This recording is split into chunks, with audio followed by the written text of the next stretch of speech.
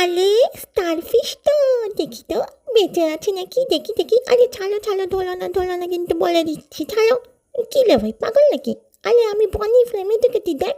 হু হু হু, আমি হু হু লাফিয়েছি বাবা, দেখ দেখ কেমন করে লাফাচ্ছি। আরে বাবা, তুমি কি পাগল নাকি বলো তো?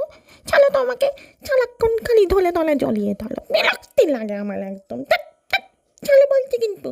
এই চল চল, আমরা উঠে এই যা পড়ে গেলাম। এই আমি উঠে গেছি, এই আমি উঠে গেছি, এই আমি পড়ে গেলাম, যা।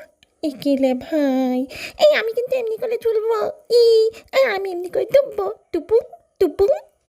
আরে বাবা, তুই এখানে দাঁড়িয়ে থাক, যাস না। আরে বাবা, তুমি আমাকে ছাড়ো তো, খালি খালি ফেলে দাও, নিজেদের মতো আনন্দ করো, যাও। ইয়ে, আমি হুপ হুপ। চুলটাকে ঠিক করে নি একটু, দেখে দেখে ভালো করে চুলটা।